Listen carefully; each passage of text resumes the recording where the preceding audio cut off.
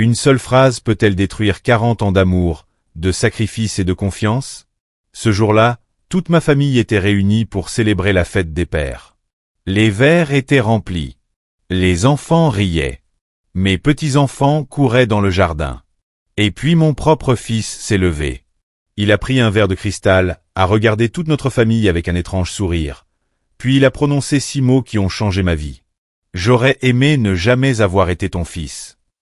Le silence qui a suivi était presque plus douloureux que ces paroles. Personne ne bougeait. Mes petits-enfants me regardaient. Ma famille attendait que je crie, que je frappe sur la table, que je lui demande des explications. Mais je n'ai rien fait de tout cela. J'ai simplement regardé mon fils dans les yeux. Puis j'ai souri. Et je lui ai répondu. Alors vis ta vie comme si tu n'avais jamais eu de père. J'ai posé mon verre intact sur la table. J'ai pris les clés de ma Porsche noire. Et je suis parti. Sans dispute. Sans menace. Sans même regarder derrière moi. À cet instant, mon fils croyait probablement avoir gagné. Il pensait que son père finirait par revenir, comme toujours. Après tout, pendant 40 ans, j'avais toujours été là. J'avais payé ses études. J'avais aidé à lancer son entreprise. J'avais payé ses dettes. J'avais réglé ses problèmes. Et après la mort de sa mère, Linda, je l'avais encore davantage protégé.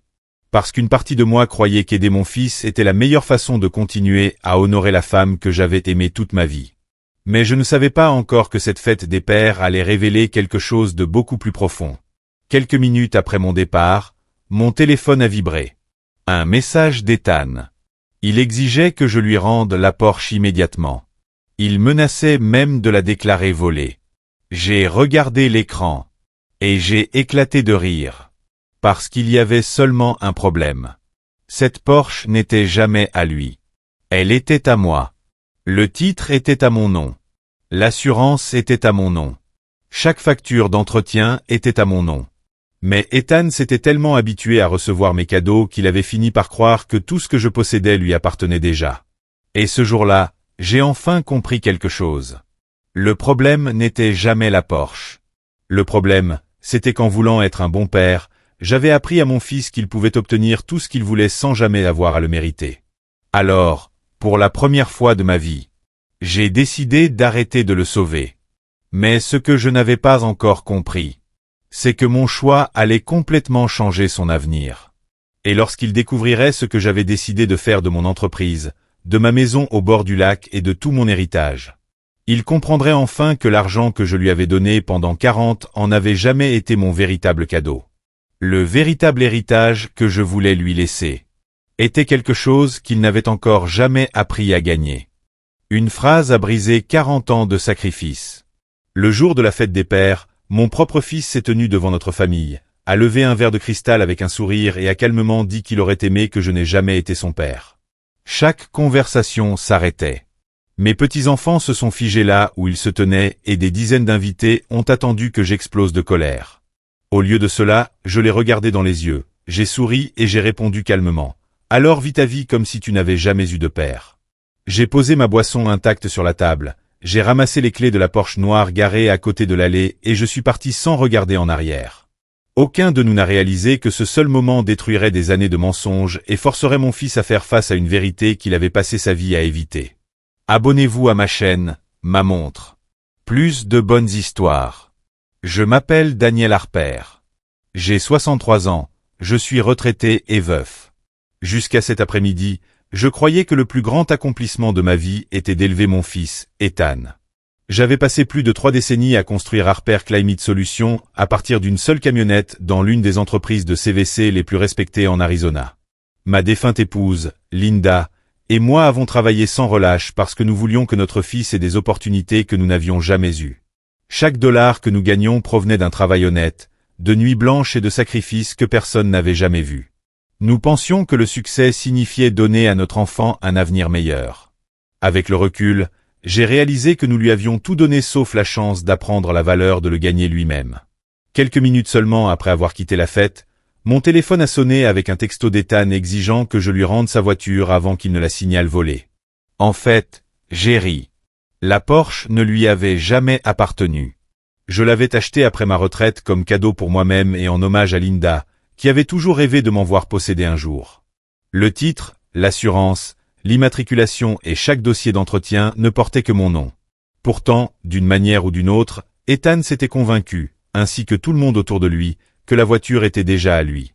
Cette douloureuse prise de conscience m'a fait comprendre qu'il ne s'agissait jamais d'un véhicule de luxe. Il s'agissait d'années de droit que j'avais sans le savoir encouragées par mon silence. Alors que je continuais à traverser le désert de l'Arizona, des souvenirs ont envahi mon esprit. Linda et moi avons commencé avec presque rien. Je travaillais dans la construction pendant la journée et réparais des climatiseurs tous les soirs. Elle était à mes côtés à chaque revers, m'encourageant même lorsque le succès semblait impossible. Ensemble, nous avons lentement construit une entreprise à laquelle des milliers de clients font confiance et soutenue par plus de 80 employés fidèles. Quand Ethan est né, nous avons promis qu'il ne connaîtrait jamais les épreuves que nous avions endurées. Nous avons payé ses études, aidé à lancer son entreprise, couvert ses frais de mariage et l'avons discrètement secouru chaque fois que des problèmes financiers apparaissaient. Je n'ai jamais gardé le score parce que je croyais que les parents étaient censés donner sans rien attendre en retour. Après le décès de Linda d'un cancer du pancréas, aider Ethan est devenu ma façon de rester connecté à sa mémoire. Chaque fois qu'il avait besoin d'argent, de conseils ou d'une autre faveur, j'intervenais sans hésitation. Au début, c'était comme de l'amour. Finalement, c'est devenu quelque chose de beaucoup plus dangereux. Chaque fois que je le protégeais des conséquences, je lui apprenais sans le savoir que quelqu'un d'autre résoudrait toujours ses problèmes. Avec le recul, les signes avant-coureurs étaient impossibles à ignorer. Il a fièrement accepté les compliments sur ma Porsche sans corriger personne. Il a parlé de mon lac comme s'il lui appartenait déjà. Lors d'événements d'entreprise, il a permis aux employés de croire qu'il hériterait automatiquement de l'entreprise. Chaque fois que je l'ai remarqué, je suis resté silencieux parce que l'affronter semblait plus difficile que de prétendre que tout allait bien. Puis la réalité nous a rattrapés tous les deux. Mon téléphone a de nouveau sonné, mais cette fois c'était le service de police de Scottsdale. Ethan avait officiellement signalé le vol de la Porsche. L'agent m'a poliment demandé si je conduisais le véhicule et a demandé une preuve de propriété. En quelques minutes, j'ai envoyé par email l'enregistrement, les documents d'assurance, le contrat d'achat et le titre. Tout répertorié un seul propriétaire, Daniel Harper. Après avoir examiné les documents, l'officier s'est excusé et a tranquillement admis que les disputes familiales concernaient rarement l'objet lui-même. Il avait raison. La Porsche était simplement l'étincelle qui a révélé des années de ressentiments cachés, de fausses hypothèses et d'attentes tacites. Ce soir, là, je me suis assis seul dans mon bureau, entouré des souvenirs que Linda et moi avions construits ensemble. J'ai déverrouillé l'armoire ignifuge contenant tous les documents importants de nos vies, y compris le plan successoral que nous avions créé des années plus tôt. En tournant chaque page, j'ai réalisé que tout était programmé pour passer directement à Ethan. L'entreprise, le l'épouse, les investissements et les objets de famille deviendraient tous à lui simplement parce que j'avais toujours supposé que la gratitude suivrait naturellement la générosité. Au lieu de cela, le droit avait remplacé la responsabilité. Pour la première fois, je me suis demandé si l'amour exigeait parfois de dire non au lieu de toujours dire oui. Le lendemain matin, mon avocat de longue date, Richard Benson, m'a posé une question qui a tout changé. Est-ce que je prenais des décisions par colère ou par sagesse? Après mûre réflexion, j'ai admis que j'aimais toujours mon fils, mais je ne pouvais plus récompenser un comportement qui déshonorait tout ce que Linda et moi avions passé toute une vie à construire. Ensemble, nous avons réécrit mon plan successoral. L'entreprise deviendrait une fiducie d'actionnariat salarié, de sorte que les personnes qui l'avaient aidé à la construire partageraient son avenir. Le l'épouse serait éventuellement donné à une organisation de retraite pour anciens combattants en l'honneur de Linda. Les bourses d'études aideraient les jeunes hommes et femmes à entrer dans des métiers spécialisés au lieu de financer quelqu'un qui croyait que le succès pouvait simplement être hérité. Quand Ethan a découvert les changements, il a fait irruption dans ma maison, exigeant que je lui signe la Porsche. Calmement, j'ai posé tous les documents juridiques sur la table. Sa confiance a disparu lorsqu'il a réalisé la vérité. Je ne lui avais jamais promis la voiture. Je lui avais seulement fait assez confiance pour l'emprunter. Cette confiance avait été confondue avec la propriété. Pour la première fois depuis la fête des pères, il n'avait plus de dispute.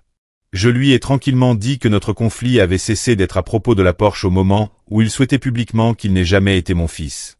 Des semaines passèrent avant qu'Ethan ne revienne seul. Il avait l'air épuisé, humilié et ne ressemblait en rien à l'homme confiant qui s'était tenu devant notre famille autour d'une tasse de café dans la même cuisine où Linder et moi avions passé des décennies ensemble. Il a admis qu'il avait passé des années à faire semblant de réussir parce qu'il craignait de vivre dans mon ombre. Il a avoué que son entreprise était en difficulté, que son style de vie coûteux reposait sur la dette et qu'il s'était convaincu qu'hériter de mon succès effacerait en quelque sorte ses propres échecs. Entendre ces mots m'a brisé le cœur car ils expliquaient tout sans rien excuser. J'ai dit à Ethan que la confiance pouvait être reconstruite, mais seulement par des actions plutôt que par des promesses. Il a accepté un poste de direction régulier, a vendu les véhicules de luxe, a cessé de courir après les apparences et a lentement commencé à créer une vie qu'il pouvait vraiment appeler la sienne. Il n'a plus jamais posé de questions sur la Porsche. Il n'a jamais demandé l'entreprise ni remis en question mon plan successoral. Au lieu de cela, il a tranquillement commencé à gagner le respect qu'il s'attendait autrefois à recevoir automatiquement. La fête des pères suivante ne ressemblait en rien à l'année précédente. Il n'y avait pas de décoration coûteuse ni de repas préparés. Seule la famille se réunissait autour d'un grill dans la cour. Ethan est arrivé au volant d'une vieille camionnette qu'il avait achetée avec de l'argent qu'il avait honnêtement gagné. Avant de partir, il m'a remis une photo de famille encadrée avec une note manuscrite me remerciant de l'aimer suffisamment pour arrêter de le sauver. En serrant mon fils dans mes bras, j'ai réalisé que le pardon n'avait jamais consisté à oublier le passé. Il s'agissait de donner à quelqu'un l'opportunité de devenir meilleur que la personne qu'il était autrefois. Ce jour-là, j'ai compris que le plus grand héritage qu'un parent puisse laisser n'est pas de l'argent, des biens ou des possessions. C'est le personnage pour les gagner.